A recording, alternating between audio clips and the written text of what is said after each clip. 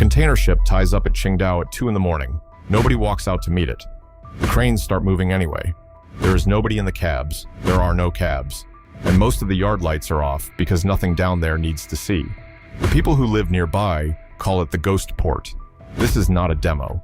It has been running since 2017. And China now has 52 terminals like it, while the United States has 6. Start with the biggest one because you cannot drive to it.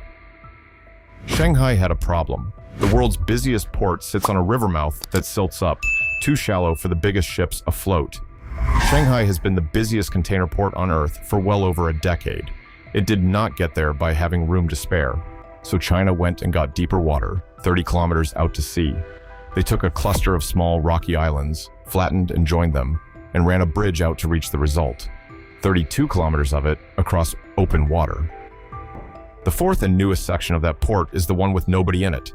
2.23 million square meters of terminal. Call it 300 football pitches.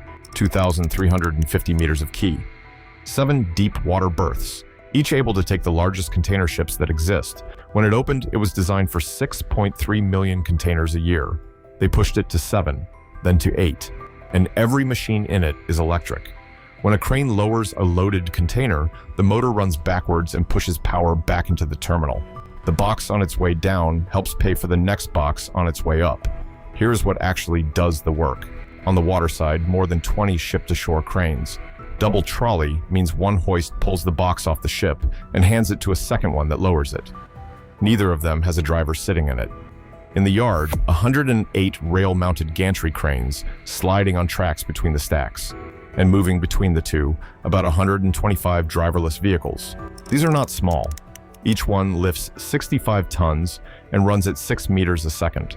65 tons at about 22 kilometers an hour in traffic in the dark with no steering wheel anywhere on board.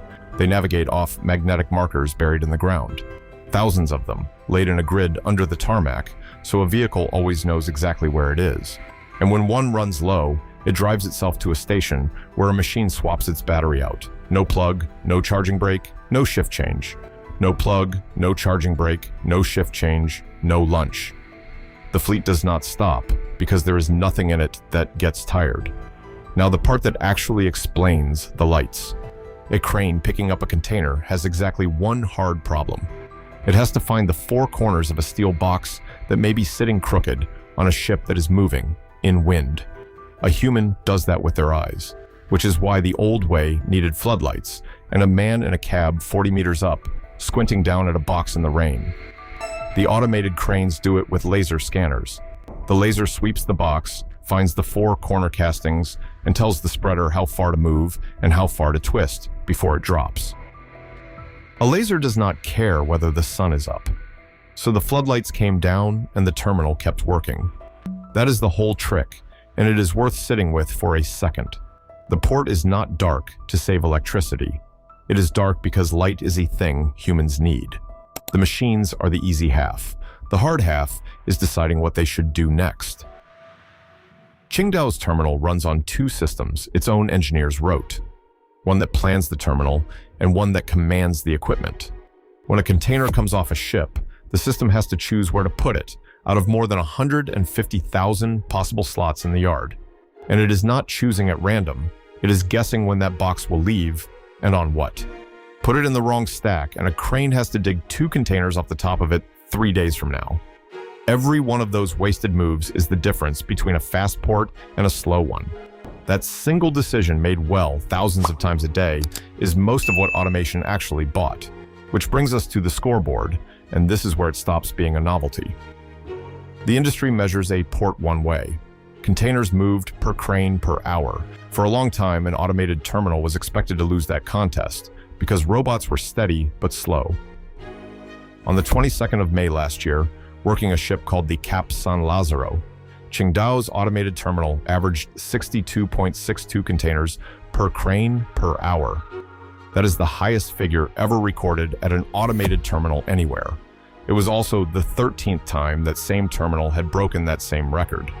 Against a conventional terminal of the same size, the automated one runs about 30% more efficiently at full tilt. Then in February this year, they went one step further. A ship called the Zhifei was worked from start to finish with no human hand touching the process at any point. That had never been done before anywhere in the world. So here's the honest doubt, because this is where the promotional video usually ends. Automated terminals cost enormous amounts to build. You are buying cranes, plus a grid of buried magnets, plus a fleet, plus a battery swapping system, plus software nobody sells off the shelf. And when researchers measured these terminals rather than reading the brochures, the pattern came back consistent. The reliability gains are real. The safety gains are real and large. The cost savings are real, but smaller than promised, and they take years to arrive. The other number nobody puts on a poster. Yangshan's automated section runs with about 70% fewer staff than a conventional terminal of the same size. Some of those jobs did not vanish. They moved indoors. The man who sat in a crane cab in the weather now sits in a chair in a control room and watches 6 cranes at once. But 6 cranes for one person is the whole point. That is not a job moving. That is 5 jobs not existing, which explains the other half of that opening number.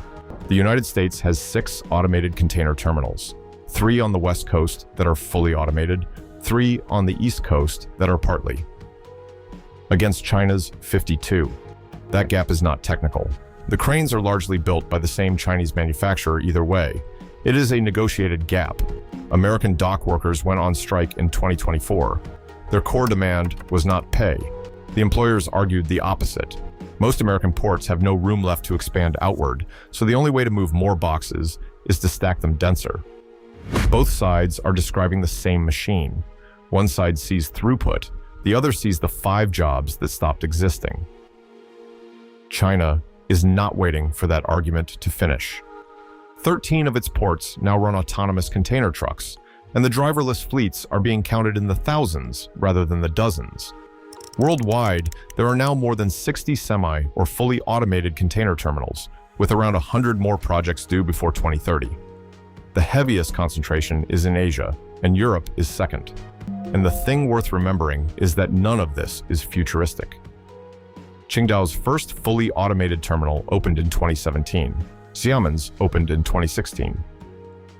This has been normal for a decade. Xiamen's terminal was the first in the world, built to what the industry calls the 4th generation, and the first in China running entirely on technology the Chinese owned outright. That last part mattered more than the cranes did.